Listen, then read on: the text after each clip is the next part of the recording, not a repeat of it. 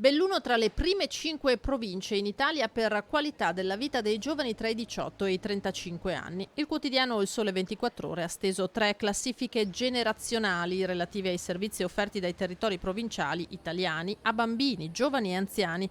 E Belluno, quinta, insieme a Rovigo, seconda, svetta nella fascia intermedia. Questo è un dato estremamente positivo e mi conforta. Io lo leggo soprattutto in quelle che sono le disponibilità occupazionali.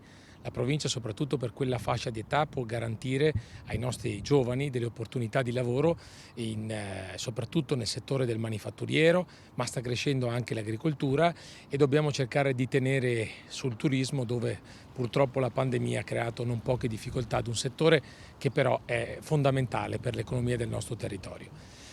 Penso i fattori invece sui quali possiamo lavorare per migliorare la qualità della vita è sicuramente gli spazi dedicati all'intrattenimento, allo svago, dove le opportunità forse per i nostri giovani sono poche. Nota dolente la scarsità di eventi, quindi, anche se stando ai vari parametri presi in esame per stilare la classifica generale, la provincia montana risulta avere una buona proporzione rispetto alla popolazione di aree sportive all'aperto, nono posto in Italia, e bar e discoteche, 11°.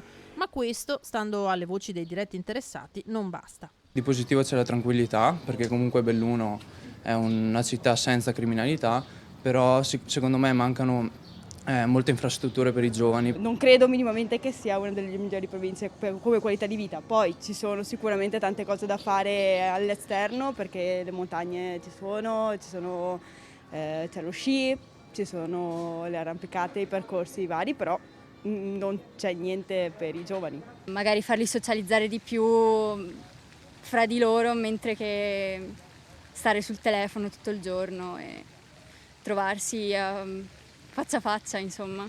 A parte quelle poche fabbriche che ci sono e che danno lavoro a un certo tipo di persone, per tutti gli altri è difficile inventarsi qualcosa qui ed è difficilissimo trovare qualcosa che ti spinga a rimanere.